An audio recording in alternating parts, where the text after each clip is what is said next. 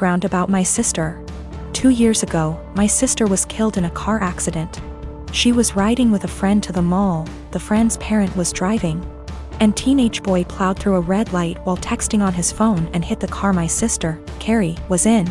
Carrie was killed instantly and her friend, June, was in a coma for 3 weeks before her parents took her off life support. When Carrie passed, I was devastated and angry and just not in a good place. Carrie and I had been extremely close. Despite a 7-year age gap between us, we enjoyed a lot of the same shows, we went to concerts together. We volunteered together, and I took it upon myself to guide Carrie like any big sister would do. Our parents were extremely busy with work most days, and Carrie and I would often cook together and do crafts when we weren't too busy with school work. Carrie wanted to be a NICU nurse when she grew up, and I helped her find a volunteer position at a local hospital to help get her gain some experience being around patients. In short, Carrie was my sister and best friend, and when she passed, I was a mess. The last craft Carrie and I made together was a set of candles. We bought the wax at a local craft store and we both made each other a candle and decorated the jar it was in. That was the day before she was killed. At her funeral, Carrie was buried with the candle I made her. The candle Carrie made me sits on my desk next to my favorite picture of her and I together at the beach. Or it did, until last week. Background about my boyfriend. I met my boyfriend about 1.5 years ago, about 6 months after Carrie passed. I wasn't looking for a relationship, I was still grieving my sister's death. But Eugene came along and it was love at first sight. He was extremely supportive, let me cry on him when I needed to, didn't push me into getting over grieving or anything. He was extremely gentleman about everything and very, very patient. After 6 months of seeing each other pretty regularly, we made it official. Eugene came into my life at a very low point, and he has always been very respectful of sentiments I keep from my sister. Never asking me to take them down, always giving me space when I needed to cry. Eugene, along with most, if not all, of my friends and family know about Carrie's candle. There was a point after she died where I would take the candle with me everywhere out of fear that someone might light it, or steal it. Or who knows what. The point is, that candle was and still is a very important part of my life and something that my sister made for me and me alone. When Eugene and I moved in together about 4 months ago, I packed away most of the reminders of my sister and put out the candle and picture on my desk. I felt that this was a huge step because when I'd lived just by myself I had pictures everywhere and a few knickknacks laying around from my sister. I wanted to make Eugene and I's home our home with just a small part of my sister there. Eugene understood and was very supportive. Last week, we had a massive winter storm that knocked out power. We didn't have power for 3+ days. The power was knocked out at Eugene and I's house while I was at work, which did not lose power. Eugene texted me that he was going to light some candles and try and get a generator, so we could have some for of power or at least be able to charge our phones / use lights / etc. Now, we have probably 30+ candles in our house. I am a huge fan of sales, and when Bath & Body Works has a candle sale, I like to stock up and get a range of scents. We have candles scattered all over our house. In the room where my desk is, there are no candles aside from the one Carrie made me. None at all, and there never has been. This room is also downstairs, where Eugene doesn't spend a lot of time, his desk is upstairs. When I arrived home from work last week, I noticed a bunch of candles burning in our living room, safely. Always monitored and not near anything that could ignite. One of these candles was the candle that Carrie had made me.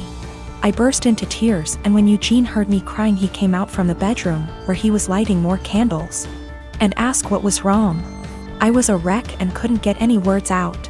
When he tried to calm me down, I shoved past him and locked myself in the room where my desk was and just cried. I don't know how he could be so stupid. He knew, and I thought he understood how sentimental the candle was and how much I cherished having a candle that my now deceased sister had spent time making with me just a day before she was killed. I haven't been able to speak to Eugene since it happened, Tuesday of last week. He has tried to explain why he did it, because he needed candles to be able to see, but I just can't wrap my head around it. He hadn't gotten into the large candle stash I have upstairs right by the living room where Carrie's candle was, but went downstairs, out of the way to grab the most sentimental, cherished item I have. The candle was burning most of the day while I was at work and is now melted and pretty much gone. I do still have the jar it was in, but I can't look at it without bursting into tears. Eugene says it was an accident, but I just don't believe that. He said he was getting around to lighting the candle surplus we have upstairs, but just hadn't gotten there yet. After being home 6 hours alone with no power. I am heartbroken and feel like this is a major slap in the face. I feel disrespected. I feel like he disrespected my sister. I just don't know what to do. I don't feel like I can forgive him for this. I am a gemologist. I spend my days in the lab testing and identifying stones. From the nature of my work, I also have a large and valuable collection of jewelry, but also gem specimens that I keep in a safe I specifically bought and had installed to keep them safe. I also have a second smaller safe for keeping important documents like passports. I own my home, and my boyfriend of 2 years recently moved in as he was renting before. I gave him the code to the smaller safe so he could put valuables in it, but he also wants the code for my gem safe. Not to put anything in it, but he says because we are living together now I should trust him and give him the code. I've said no because he has no reason to open the safe, as the only thing it's used for is storing my collection. He said he has no interest in my gem collection, doesn't want to look at them, but still wants the code to access them. This is causing tension because he says I should give it to him as a show of trust, and I said no. Because he literally has no reason to go in there, so he doesn't need the code. This is a 6-figure collection, so I'm not being difficult over a few little gems here. I am the only one who knows the code. The safe weighs nearly half a ton, it's bolted to the floor and wall, and is from a company who makes safes, vaults and strong rooms for jewelers. You could bring the house down around it and it would still be intact. All of the gems and jewelry in the safe are mine and mine alone. I do not keep any clients' jewelry at home. For my other business doing valuations, I rent a separate space and keep client items there.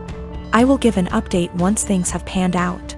I've moved all of my personal docs out of the little safe and into my gem safe. I told him he isn't getting the code and I will die on this hill. He has no reason to have it, and his continued lack of respect by the pushing of my boundaries wasn't okay. I felt like he was trying to manipulate me by making it about trust. After a lot of back and forth, he finally admitted that he wanted access to the safe, because he didn't feel like I was sharing the whole house with him. Because I insisted on a tenancy agreement rather than just letting him move in. And he didn't like that part of where he lived was off limits to him. He was also insecure and resented that I have more money than him and own a home whilst he doesn't. He had made a few comments about this before, but I didn't realize it was such a big issue for him. He also said that by keeping him out of the safe made him feel like I thought he was lesser than me, and that it made him feel like I was treating him like a child. I told him if that's how he feels, then this is not the right relationship for either of us, and that it was best we break up. He was shocked that I was ending things over this, cried and asked me to reconsider. When I said no, he then got angry. Called me a stuck-up B*TCH, said he was better off without me anyway, and went to his friends. I told him via text he had 30 days before he had to leave, as per the tenancy agreement. So he didn't need to stay at a friend's. He said he would be gone by the end of the week. 2 days later he came back and packed up all of his stuff and left. He's staying with his friend now. I have changed all the locks. I have an alarm and CCTV system that's professionally monitored, and I have changed the verbal password I have to give when you call up as a precaution. I've checked all of my collection and it hasn't been touched. I also am giving my solicitor the code and safe deposit details to be passed to my executor in the event of my death. I feel horrible because despite all of this I love him. I should have a partner who not only respects my boundaries but takes an interest. I'm pretty cut up right now and missing him, but I know I'll be okay. I have great friends and family around me. Also, diamonds are a girl's best friend, and I have a few knocking around to help cheer me up. In January of 2019, my husband was diagnosed with a brain tumor. It was in a completely inoperable part of the brain, and was told me had 6 months to live. He stuck it out and died in October, 3 months longer than he was expected to.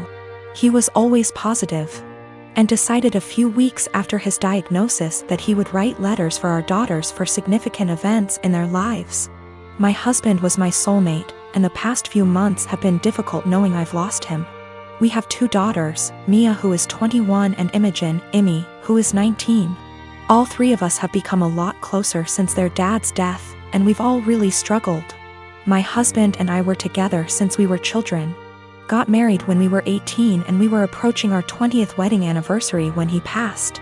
In February of this year, Mia got married to a boy she's been with for about 6 years. I absolutely love her husband and he's been incredibly supportive during all of our grief. My husband wrote a letter for Mia to open on her wedding day. It's worth noting that my daughters were unaware of these letters. It was my job to give them to our daughters.